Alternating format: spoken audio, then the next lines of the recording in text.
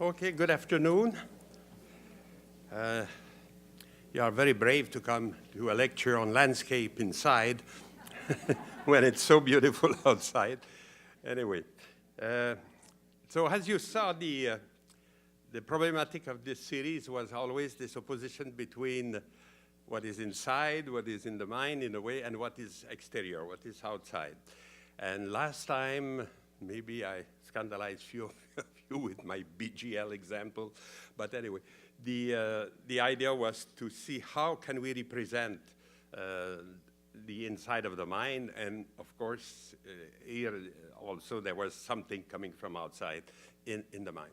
Today I thought, okay, this is a clear case of the exact opposite. We will speak of the landscape, and it's true that in this particular genre, the artists have very often made a special effort to make us believe that what we see there is what they saw, and without any, or at least less possible interpretation. And then that's why you see, parallel to the tradition of landscape, also this need of realism, of being close to the appearances and to show us what we see. And with older master, you have even this device that they have used in which they will put themselves in the painting, in the process of painting what we see. Really to prove that I was there. You see, I'm there, I'm painting the landscape that you are looking at. And the proof that I'm exact and all that, it is that I give you exactly what I saw and which angle I saw and everything. And this you find, say, for instance, among Canadian painters, one of the most wonderful one was called Thomas Davis. I don't know if you see which kind of personage he was. He was a soldier, and he came here in 1760 with the British Army. And then he got interested in Canada and came many times, and each time having a little higher rank, if you want, in the army. And it's in the period of 1786, 1789 that he made the two landscapes that I want to show you. The first one is a view of the Chaudière River, which is near Quebec. When you arrive in Quebec, you see, everybody sees it. And he says, taken in 1787, and he put himself in the picture. You see, it's him, I don't know, here, turning his back to us and having his little pad to draw, as if you see, what you are looking, you as a spectator, is exactly what I saw, and as if the picture needed a proof of authenticity. You see, this is really a view of nature, and it's called like that, a view of the Falls Chaudière, and with the precise date and everything. No interpretation here.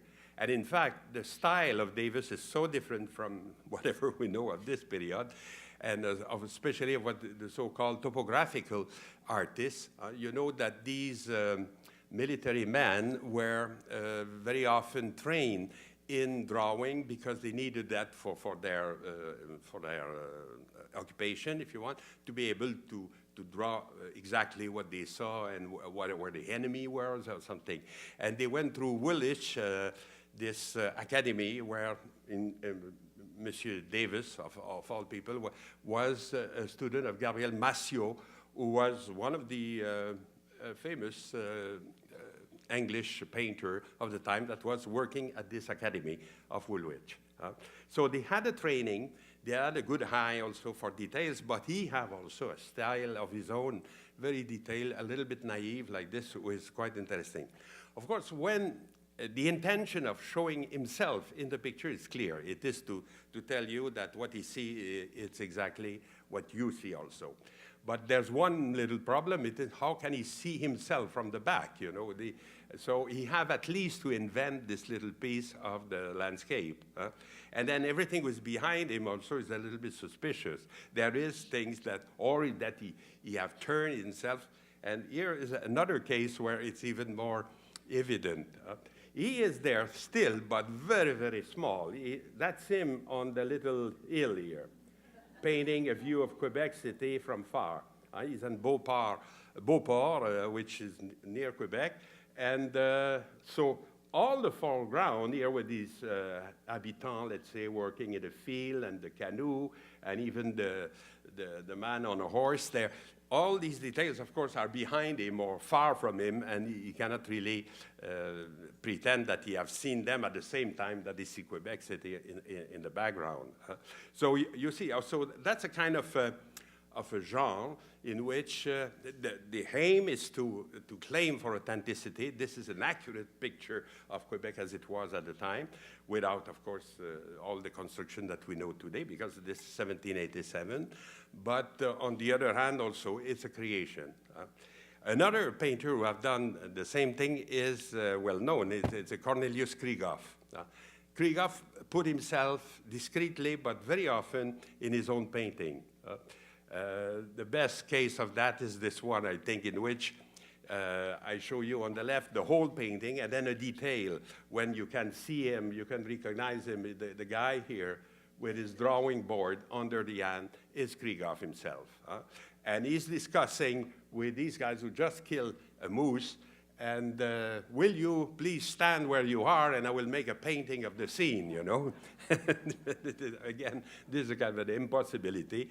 And, but the fact that he shows himself there, you see, with his little portfolio with the leaf of drawing, means that he wants to be believed that what he show you there, it's what he saw.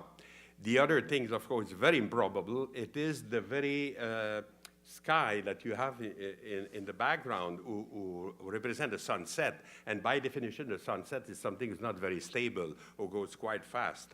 I told you the story of this painter that Breton speak about, the guy who was painting a sunset and blackening his painting au fur et à mesure, you know. So and you saw the sun going down, and suddenly disappearing, and then all the little color that was left was painted in black, and at the end, you have nothing on this picture. But let's say Krieghoff knew enough of painting to stop it in time and to make us believe that that was a scene croqué sur le vif, in front of the motif, if you want. When this tradition is well established, they could, certain painter can afford even not to be there, but you will see the construction of the picture, it's exactly the same. I thought of James Pattison Cockburn, for instance, who shows here, again, the Chaudière Fall, the same falls that was represented by Thomas Davis. By the way, you see the difference of style of these three guys. Even if they were very accurate in what they represent, each one have his own way to express it. Thomas Davis is very different from that in style, and Krieghoff also, a completely different world. So there is this element of I would say, the person looking at the things that intervene here. So in the Cockburn picture, you don't see him, but it's evident that you can situate him yourself. He's not far. He is outside of the frame, but just down there somewhere. And you see people looking at the falls in the same position that he should be, meaning turning their back to us and inviting us to have the same position also in front of the landscape. This is also a device was often used even in the Romantic period to make you a kind of empathy with the painter or with the onlooker. You showed him from the back looking at the landscape, like here. And so all these little party of people, even sometimes you have one who points somewhere. So all this is to create the same effect that you had in the previous painting.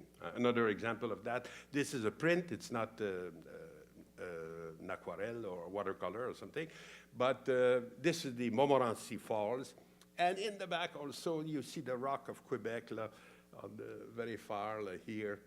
And then a picnic of people here in front. There's one guy here who sits on an improbable chair. I don't know what it is. It looks like a basket or something. And with a little child and a dog, he could be the painter where he is, but it's not clear. You don't see him working. And you see also the always man explained to woman, as you know, the size of the falls and all that. You see a guy there who's pointing and things. and then a couple of lovers in the back to give us an idea of the depth of the scene. But this is the same type of construction that you have. And finally, an example of that also more close to us in time, it is A.Y. Jackson, The Edge of the Maplewood. It's a famous picture that is at the National Gallery of Canada, in which the shadow of the foreground is like exactly a device that you have sometimes in photography.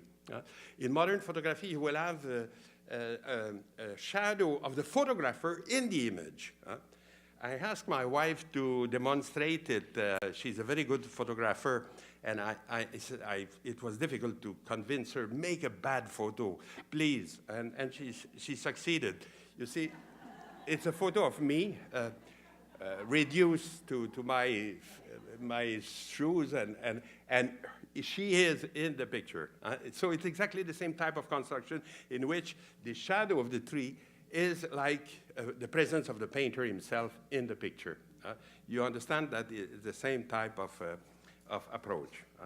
So this, I would say, is the tradition where landscapists try to convince us that what we are looking at have nothing to do with interpretation or point of view and all that. This is reality as it is, as we see it, and transmitting as honestly as possible. And this idea comes from far, in fact, but also you have to realize at a certain point in the history of painting, this idea was found like completely bad and wrong. That in the contrary, painting should have something of an idea, an invention in it. If you just look at nature as it is, it's not very interesting. And this debate I could illustrate with two famous paintings. One by Poussin, and the famous Et in Arcadia Ego, where you see shepherds that are looking at a monument and are reading on it. Et in Arcadia. I was also in Arcadia, but I'm dead now. That's the theme. And they discuss together. And then Caravaggio on the right side with this depiction of a boy being bitten by a lizard. And what is interesting in this confrontation is what Poussin says about Caravaggio. I have it in French. I tried to translate it in English, but it reads something like that. That's one of the biographers of Poussin, who's called Philibien, says, Poussin could not endure anything painted by Caravaggio, and used to say that he came into the world to destroy painting. That il est venu au monde pour détruire la peinture. We should not be astonished of his animosity against him, had Philibien, the author. Poussin was always groping for nobility in his subject matter. Caravaggio was fascinated by the truth of the real as he saw it, so they were opposed one to the other. So this is a fundamental debate, of course, between the two conceptions of painting. The nobility that Poussin is looking for is in fact an idea, is in fact what they call inventio, something that will make sense in what we look at.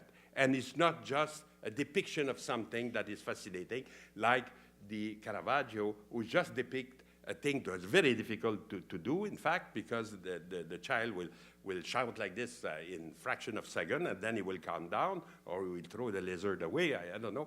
So it's like really to make an instantané, like a photography. So this is a challenge that Caravaggio likes to deal with, but in which, for Poussin, there's no idea. There's no inventio. It's just a representation of something which is difficult to paint. So you understand this opposition, that great painting, according to Poussin, or even he says, painting, il est venu pour détruire la peinture, not la belle peinture ou la peinture extraordinaire. No, il est venu pour détruire la peinture, because a real painting should always have this dimension of idea and invention. We will have here at the museum soon, very soon, in fact, I think the opening is on 15th of June, a huge exhibition of landscape, which is called Expanding Horizon, in which you will have American and Canadian painter, but also American and Canadian photographer. The exhibition covered the period 1876 to 1918. That means, let's say, from Krieghoff to the Group of Seven, if you think of our own painter. And it's a period in which, of course, you have certainly all the painters and photographers especially wants to be realistic, but also have introduced always, they had a big need of demonstrating some ideas also, some ideological consideration in their treatment of the landscape. And this, I think, will make this exhibition interesting because precisely you have this kind of not contradiction, but surprising meeting of, on one hand, an effort to be as realistic as possible, and on the other hand, to the idea of conveying some ideological content. I'll give you one example to start with. Lucius O'Brien is a famous Canadian painter, was even the head of the National Academy, really a man with a lot of stature. And he made this painting, Sunrise on Saguenay, meaning that, again, he wants to catch just one little aspect, you know, one moment, if you want, of the illumination of the day. But by choosing this moment in particular, he made this huge mass of rocks in the background, with, in fact, the so-called Cap Trinité, almost disappear, almost become evanescent like this in the middle of that. He belongs to a school that we call the Luminists, because they are after these effects of light. And light is the greatest subject that you could imagine. And because of that, it's immense. It's everything, in a way. And because of that, you could say that they are groping also to express something of a sublime nature. So not only we have a landscape here perfectly painted and in a difficult type of situation with this luminous tradition, but also we have this idea that this spectacle that you have in front of us is great, is big. And quantity, very often, this feeling of being in front of a huge quantity create the impression of sublime. This was already said by Immanuel Kant as such. He speaks with this heavy aesthetic in which quantity is equal sublime. Well, it's not just quantity, it's also this greatness, this fact that you see the size of the little boats, that we are like dwarfed by the spectacle in front of which we are. And the fact that it's also evanescent, that it could appear and change shape, make even it more striking.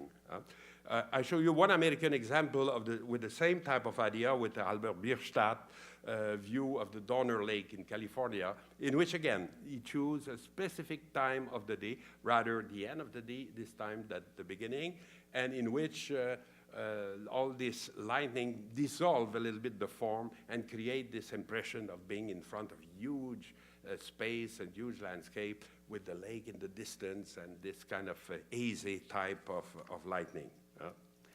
Alors, that's exactly what Kant used to say. We call sublime what is purely and simply great. That's the easiest definition, let's say, to have.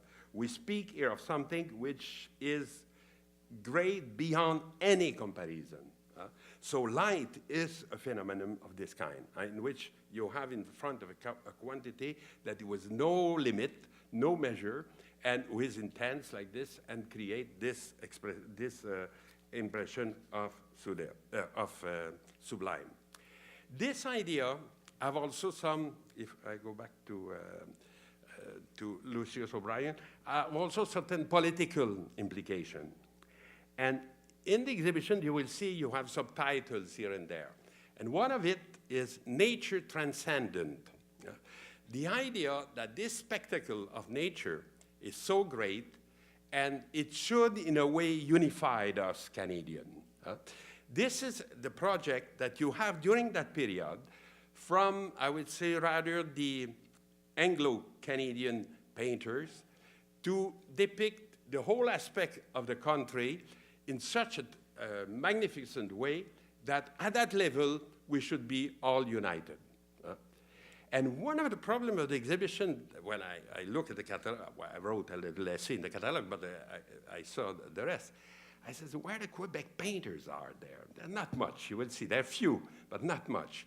And why is it like this? It is because Quebec painting of the same period was not looking for, I would say, an identity referent like the landscape. They were looking rather at history, at folklore, at the terroir, for the same aim, for the same reason. How do you create an identity of Quebec, of French Quebec as such?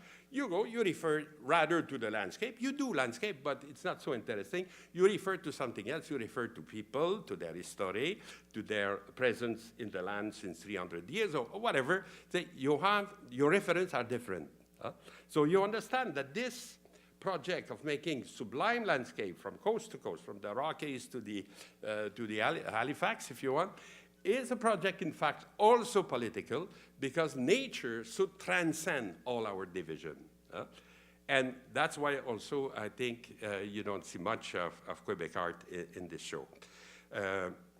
One example of Quebec art is there. A little painting that we have here in the museum that's done by César Côté, and in which exactly this idea of sublime that I was explaining is not applied here. And the opposite of sublimity is beauty, if you want. It's two concepts that doesn't coincide completely. And what César Côté have painted here is just the curve, the beautiful curve of a little river near where he lives in Arthabasca, which is called La Rivière Gosselin. La Rivière Gosselin is big like this. It's like about this size. So Le Ruisseau Gosselin maybe will be better, but anyway. And so it's small little things. It has nothing of the grandeur of the Saguenay presentation that we have before. And in fact, it is interested in just by this curve and also by this idea that this land has some meaning for him. This is where he lives, this is where he was born. Right away, you have a little history behind that. And the curve that you see there remind me of a famous Hogarth curve. Hogarth, you know who he is. He was an engraver that make even some caricature and some representation of drunkards and things like that. You know that he could do things like that. But he was also interested in theory.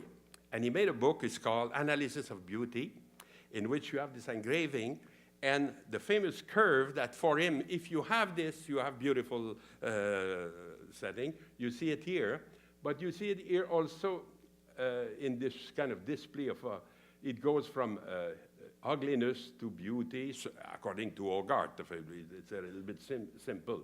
But let's see here on the top, you have a kind of cone like this in which you have this curve that goes around it. So for him, if you get this curve in a painting, you get something beautiful. These type of definition, of course, are very dangerous because they become quite academic. It's as if you give the trick. If you want to do a good painting, just use this curve. So for instance, in the Shrimp Girl, you see it suddenly from her head to her bosom, and that's it. It must be beautiful. This is a painting by Hogarth. But you have this curve in the painting of César Côté. And what is interesting there, it is that. It is now we are interested in form more than in this infinity, that is grandeur and this greatness. You are interested in form. You are interested in a river who is, in fact, almost indicative of your own landscape, of your own terroir, if you want. The same type of interest will bring César Côté to paint these old guys of the region, one after the other, especially Monsieur Esdras Seal on the right, who was kind of intelligent man, and he says once to César Côté, he says, I heard that you sell my portrait $300, And he says, you pay me only $2 a sitting? It's nothing wrong there. I mean, you must pay me more. Anyway, he was a kind of clever guy. And the other who looks like a saint and things like that. But all the wrinkles of these old guys, I guess, are more important for César Côté, like the little rivière that we saw before on the landscape. You see that we are dealing with a completely different type of universe. And I wanted to make this remark because it's, in a way, too easy to simplify the situation. You have there two visions, two ways to find identity referent, if you want. I don't know if I explained that well. A reference that will identify you as Canadian or as a Quebecer. That's what I mean. But let's go back to our main theme here in this show. This storm, a coming storm on the Adirondacks done by Homer Watson. Okay, this is a painting we have here in the museum and that you must have seen, and in which you have another definition of the sublime. It's not so much that the things are huge and big here, but there is a force there who is expressed, a force in nature that could destroy a lot.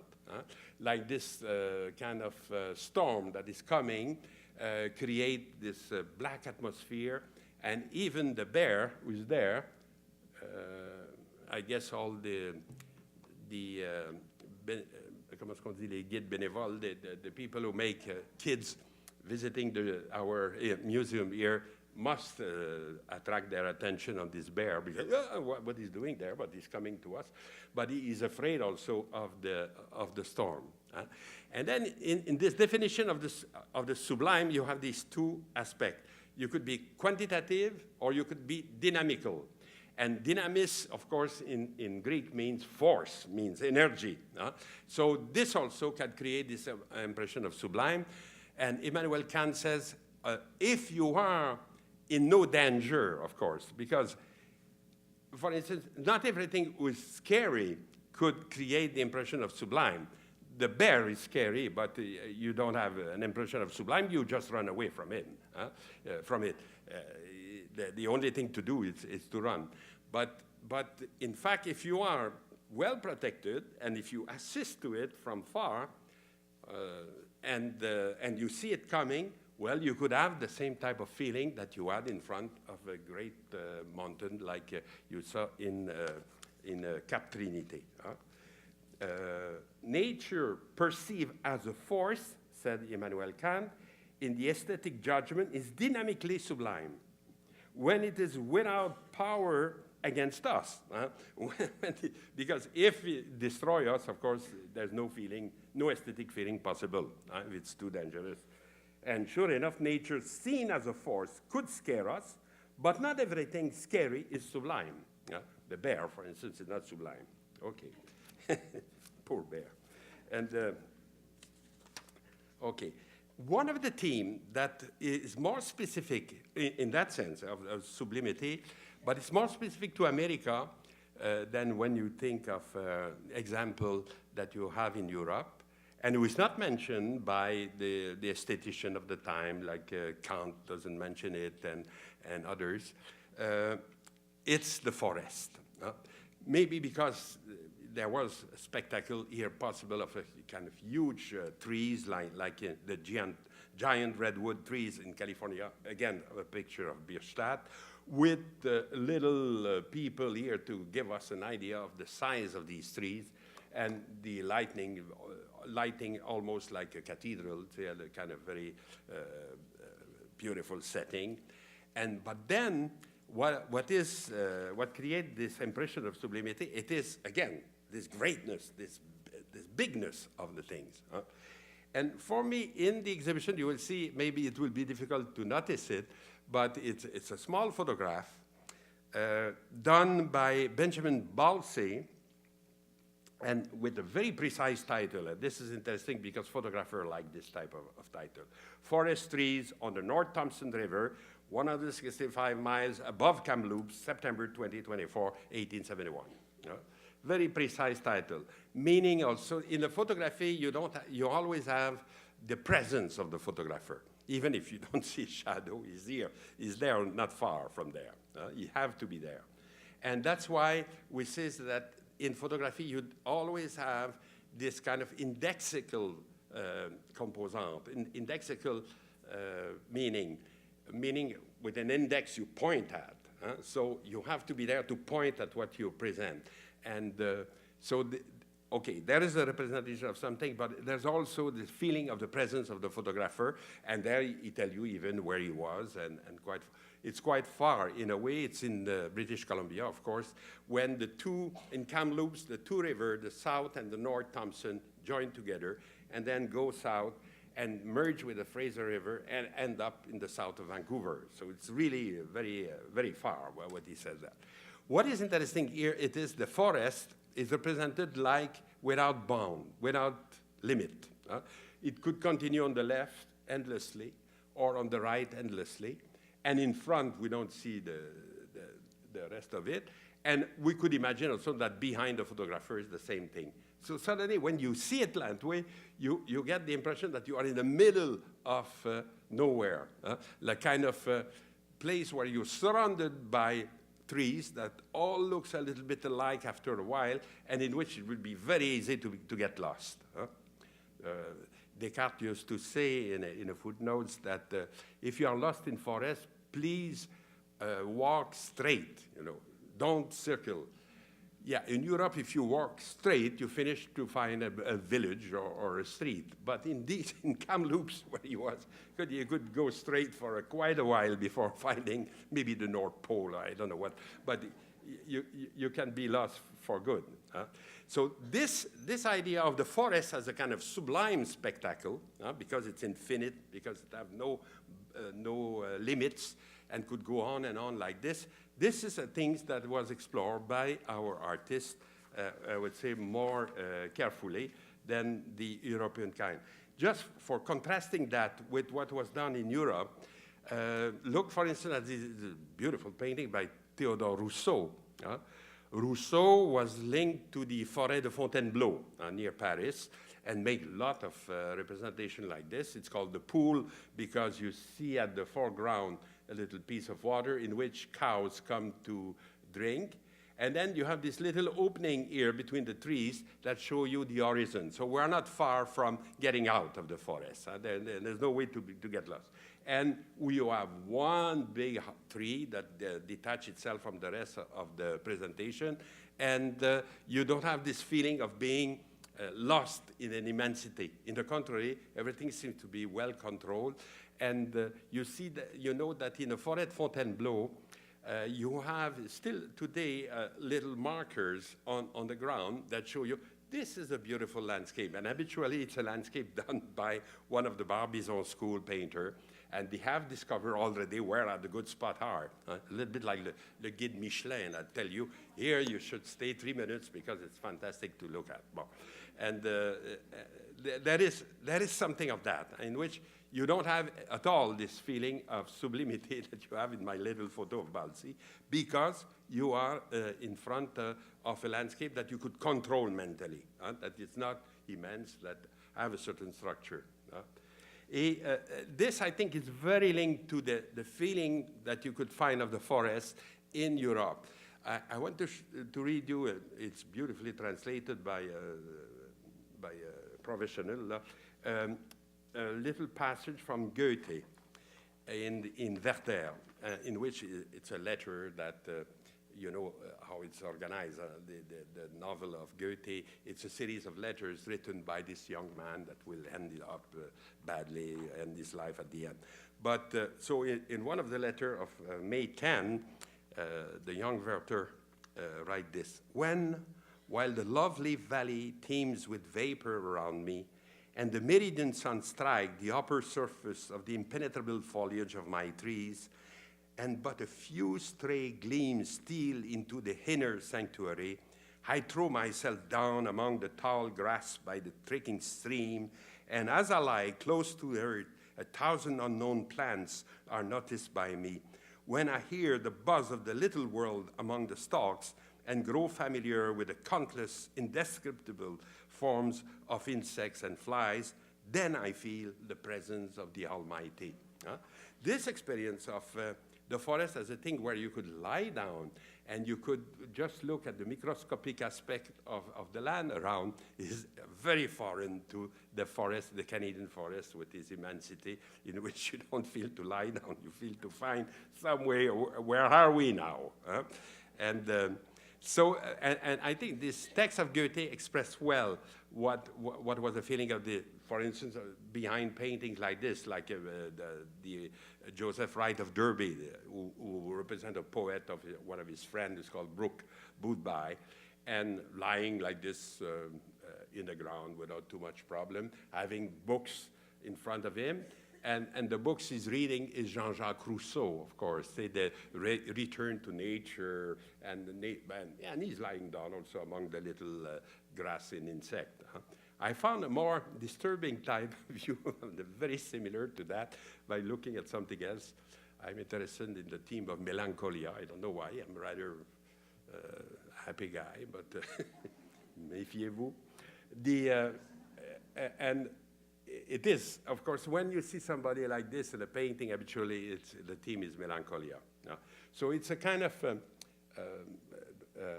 in fact, a hurl, this man, this portrait of Henry Percy, done in the 16th century, so it's much before the other one.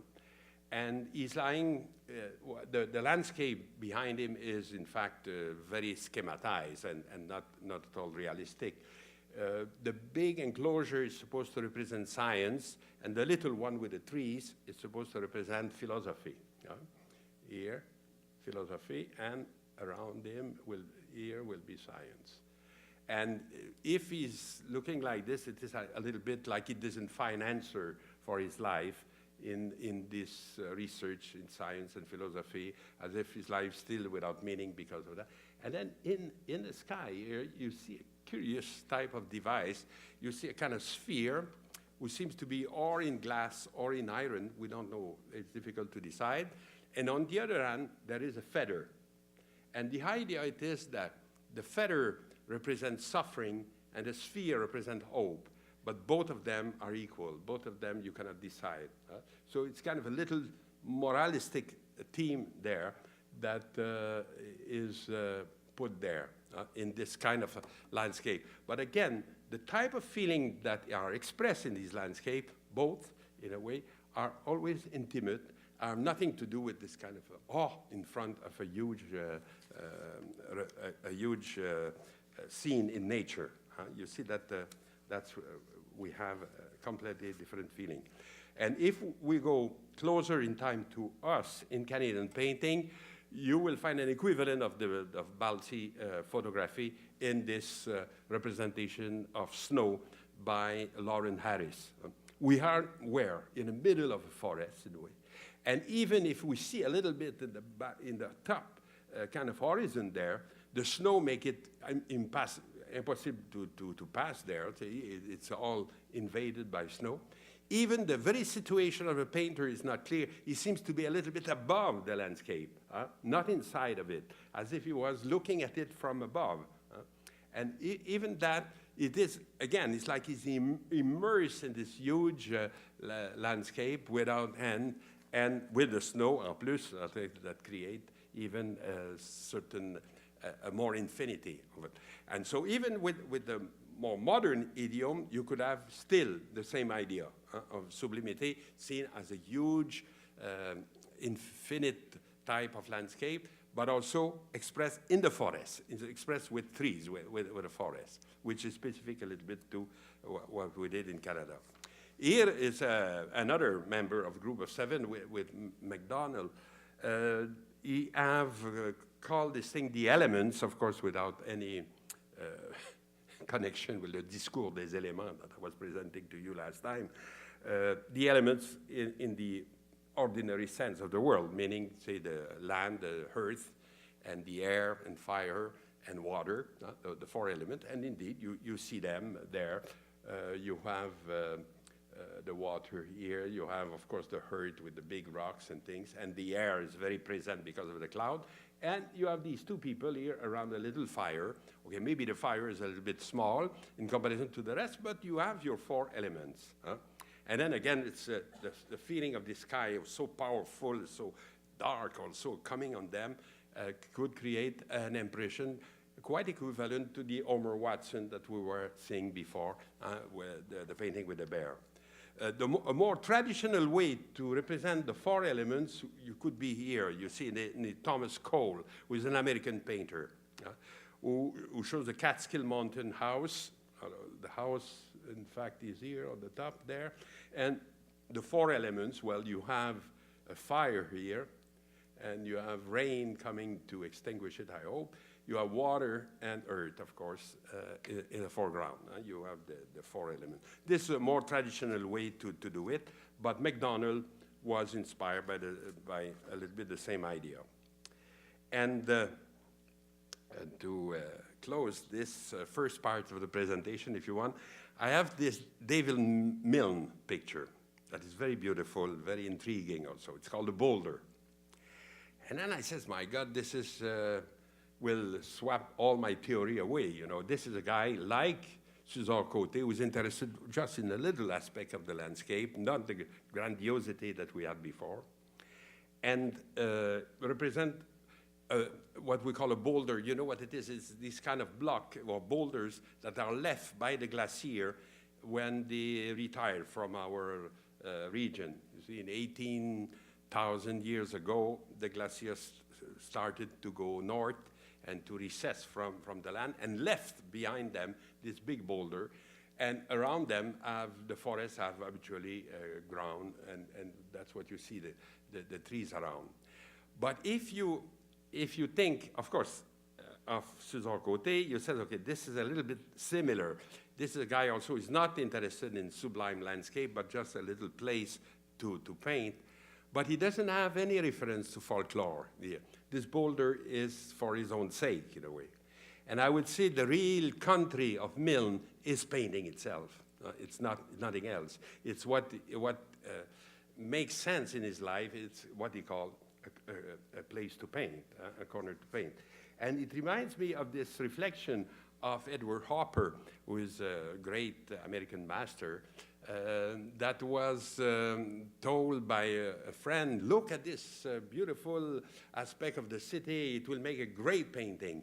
And his answer was that anything will make a good composition, meaning that anything could be transformed in a good composition if precisely your aim as a painter is composition, is organization of the subject that you have in front of it, in fact, with painting itself.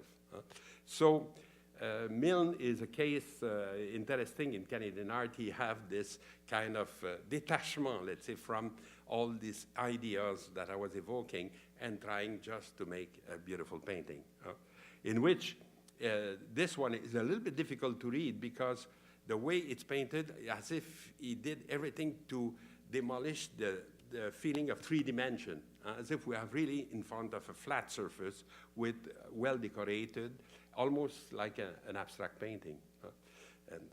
Okay, so that was one of the big theme, this idea of nature transcendent, nature above us, uniting all of us like this, if you want to translate it in terms of identity. But also nature could be seen exactly the opposite, as something to be transcended and to be exploited, in fact. And this, of course, will be another theme of the exhibition, but also another theme of the period, in which especially the photographer will be more sensitive to this aspect, how we are also destroying this nature. Not only is no more transcendent, but it becomes, let's say, natural resources.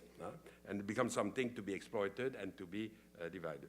And you have here, this is my favorite photo for this theme, three idiots that are making the photo of the century, you see. So they are cutting this huge tree who have been for years and years, for maybe thousands of years, a companion to any human being around it. And they are cutting it for making I don't know what.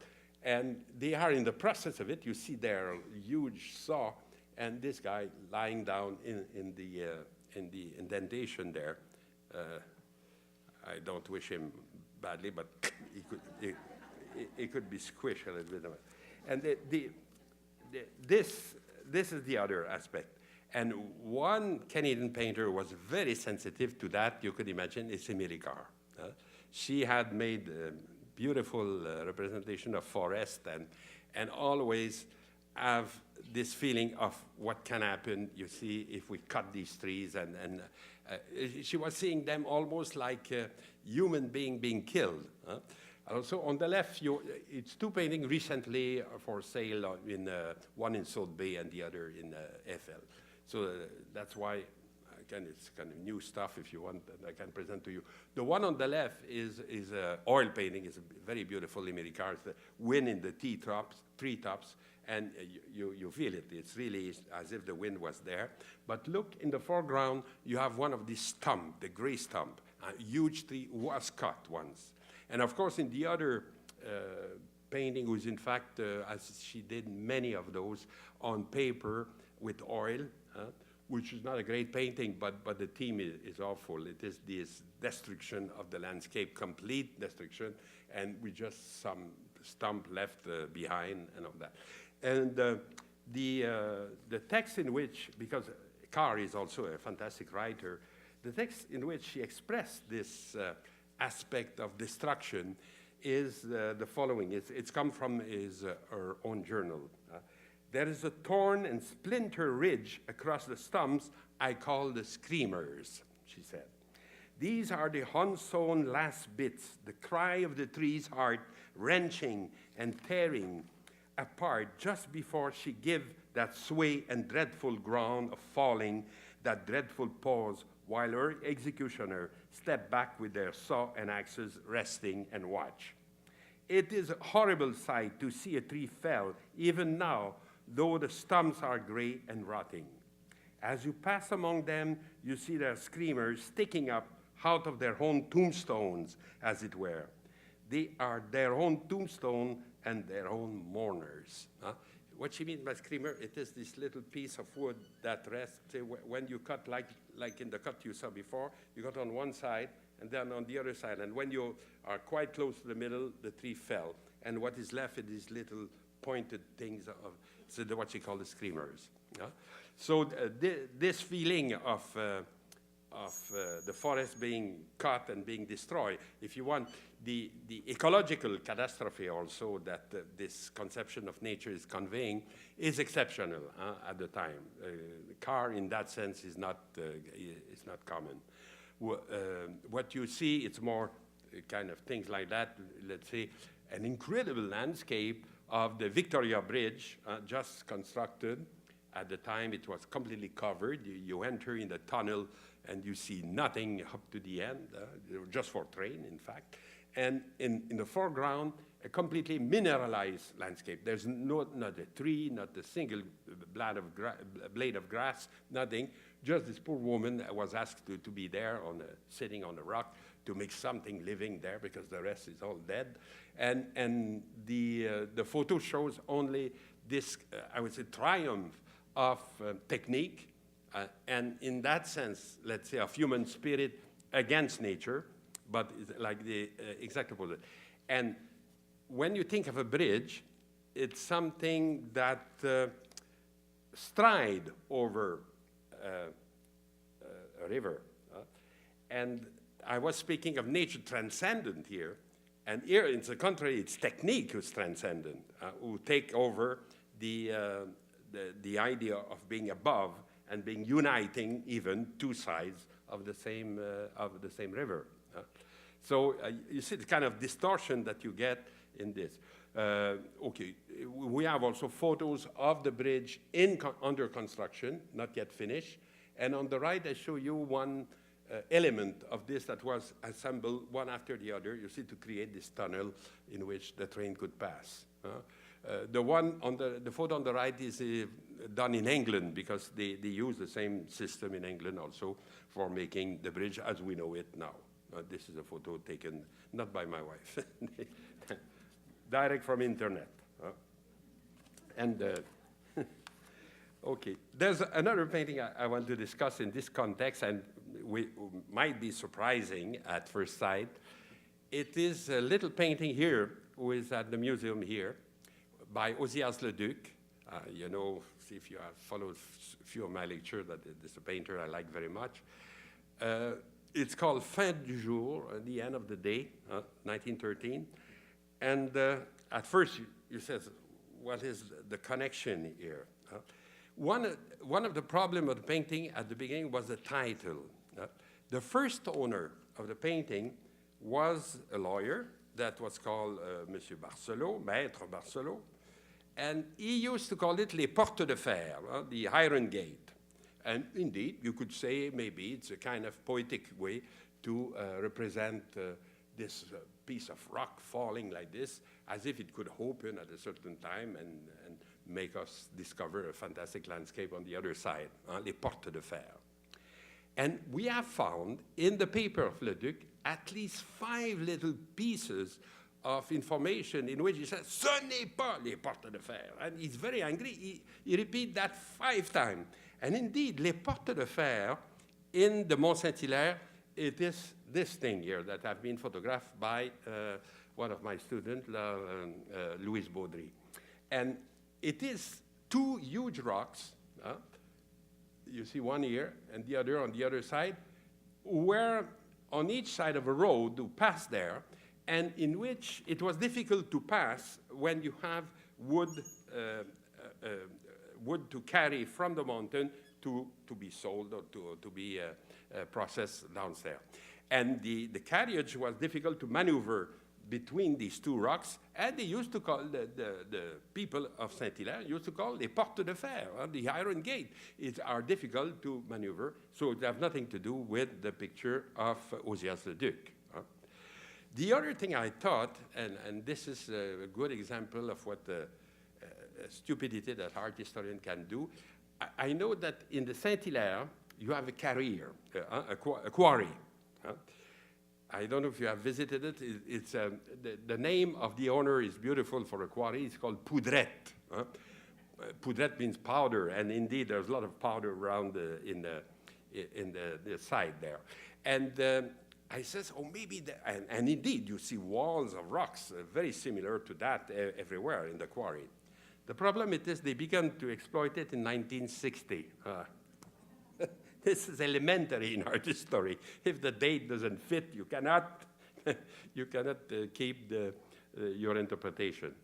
In fact, we don't know where Leduc painted that. And what we suspect, he speaks at a certain point of an expedition that he made with another a geologist, in fact, that was with them, where they were looking for these famous Grotte des Fées, the grotto of the fairies. And what you see, in fact, you see this long scale on the left, and then you have some instrument in the foreground here who could be attributed to geologists, and a little fire, by the way, with the same curve that we saw before in the Little River and in Hogarth, la courbe de la beauté, and meaning that they finished their job and they left this little... and in fact, the theme of this, it is that we went to this grotto, we saw that there was nothing there, and we came back by destroying the myth about it. And the theme of the painting, in fact, is, I would say, is the désenchantement du monde. The fact that suddenly what was seen as mysterious and beautiful is just a piece of rock at the end of the day, beautifully illuminated, but where science have found the truth. There's no fairies. And of course, for Leduc, who is a poet, he says this is a catastrophe. The fairy should be with us still, and this is sad. You see that we lose this enchanted world, become disenchanted by the intervention of technique, by intervention of science, if you want, in that sense. So this painting, it doesn't seem at first to belong to this theme, in fact, is exactly on the spot. It is, again, this nature transcended and not transcendent, that is so there, and reveal its secret and create this impression. One group of people who will be caught in this kind of dichotomy between nature transcendent and nature transcended is, of course, the First Nations. And it's interesting that the exhibition that you will see, the expanding horizon, they have a place in the exhibition by few paintings. For instance, this Cornelius Krieghoff things, in which you see a group of Chippewa, that means Ojibwe, if you want, in other words, Indians at Lake Huron, and in which they are near a big boulder, the same type of boulder that Milne will paint later after. And they are almost dwarfed by it. They are small, they are lost in nature, but they seem perfectly integrated in nature. And they will become like a model, you know, of integration in nature. I would say the Indians never destroy anything. They were so careful to keep nature as it is and everything. And they will become kind of ecolo model before the time. Of course, there is kind of mythography there. There's kind of exaggeration. But you see that in a period where we are destroying nature a lot, we are creating all these railways and things, suddenly the First Nation seems to be put a part of that, almost like model, but also like a vanishing model. This is always behind this type of picture.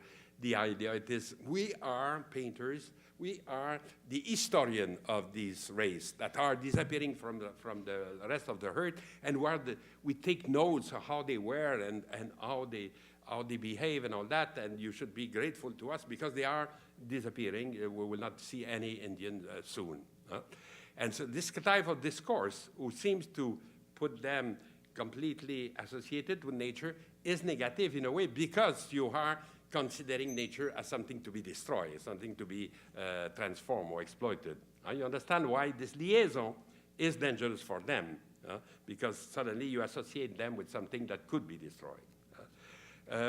I think this is very well expressed here also in this photograph of Oretsky.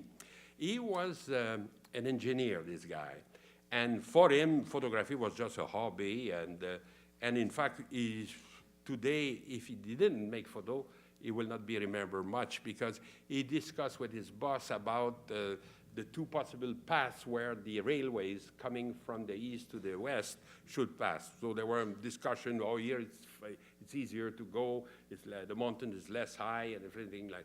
And for him, this was the big issue in his life, and we have forgotten about this now. But these photos are always very, very surprising. Like here, it is a camp of Indian people near an elbow of the Saskatchewan River that you see in the background. And everyone there is on the ground. And there's not much communication between them either. If you look at each face, at each personage there, you will see they are all immersed in their fatigue and in the trip they make. And this idea of the vanishing race is expressed that way, as if they were completely at the end of their road, completely with nothing, with no hope in front. And each one is in this little world like this without speaking to the other. And you know, I think it's a kind of very moving photograph of this thing. Another picture also that deal with the same theme is by this William Raphael.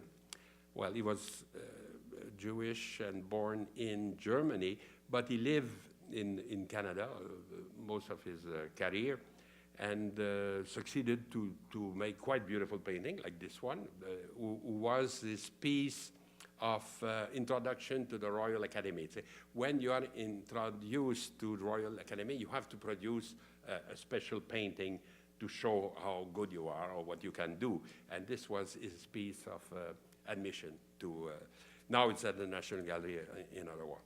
And again, it shows the First Nation really reduced to almost shadows. They are difficult to, there's a tent there, there's a kind of an encampment, and you see somebody walking on the beach, but it's not clear at all who they are. And it's, again, this idea that in the dark they are a little bit disappearing, and even if you have this beautiful effect of the moon and on the river, and this kind of silver reflection of the moon on the river.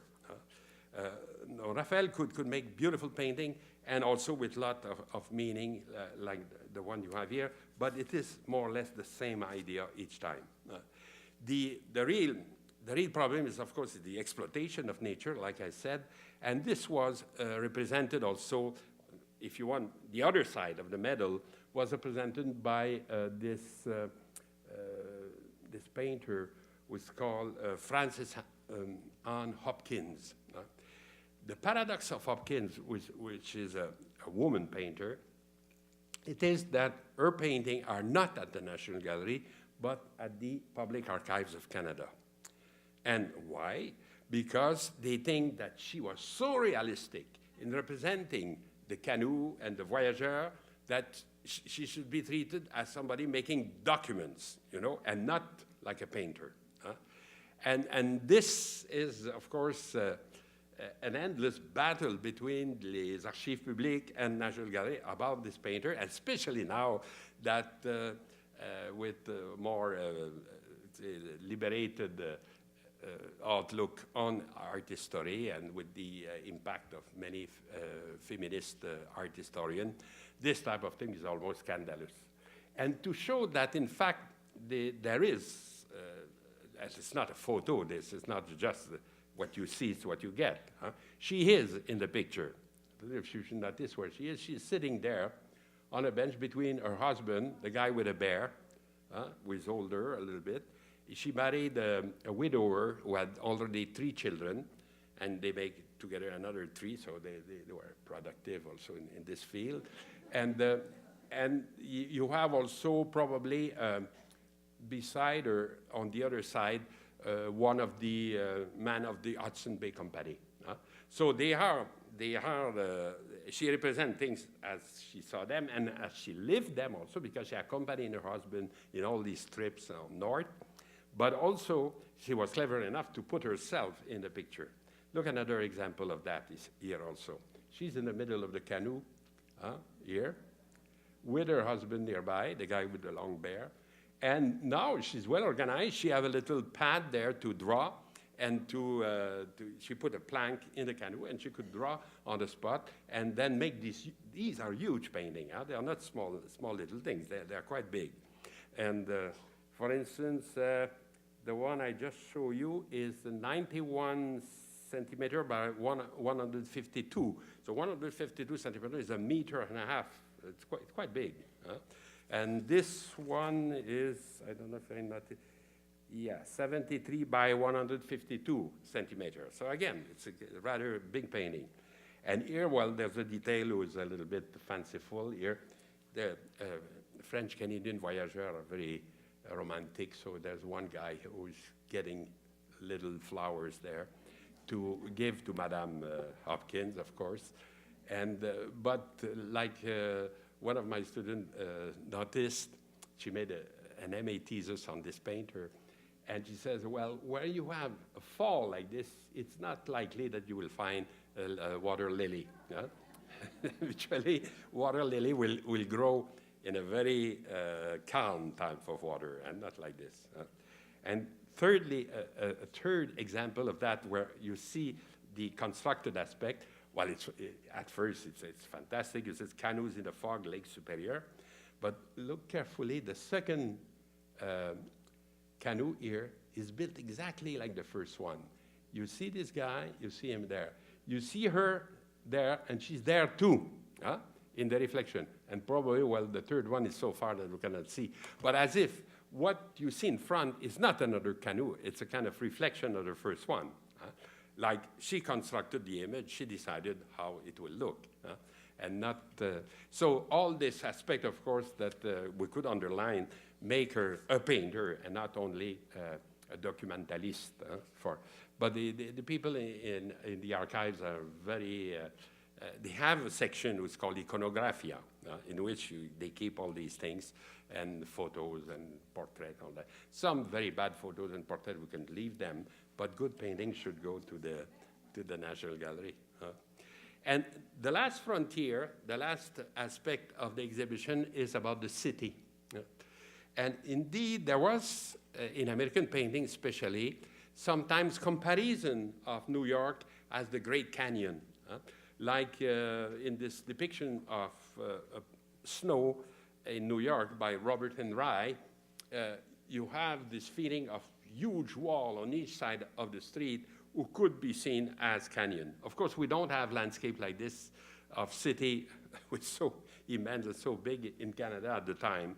But we do see a representation of, let's say, all this world of business, of exchange, of transport that is associated with a city.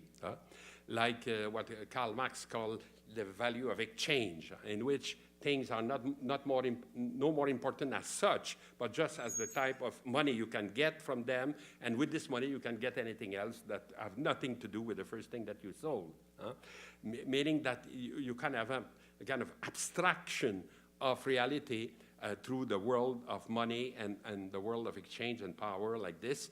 And this is, in a way, translated also in this view, in which you have not a single tree, not a single piece of grass. You are in a completely constructed environment. And even these beautiful boats, in fact, are all commercial boats crossing the Atlantic or going to the United States for business purpose. And I finished my presentation today with an unlikely group of 7 type of picture, because they are known for having depicted only nature. And here, in the contrary, McDonald, who call it track and traffic, of course, it's a view of Toronto with a train in the middle and with the piles of woods and all the smoke and all the pollution you can imagine. And as this last frontier is, in fact, again, this transformation of the environment in a completely human way. But human in terms of technique, in terms of, I was tempted to use the word spirit, but the spirit we use also for spiritual meaning and things. But there, of course, it's just the technique, the reason taking over the environment and creating this kind of artificial milieu completely. So you see, this is a rich theme, in fact, with this kind of expanding horizon show. I hope you will come to see it. You will see it's quite interesting to see the real thing and not just a slide like I show you, or even. And we still have one lecture to do next week. It's the last one. And I said, what I didn't treat up to now? Well, the most public of space that you can imagine, the political space as such. So that's what we'll deal with to finish. Thank you.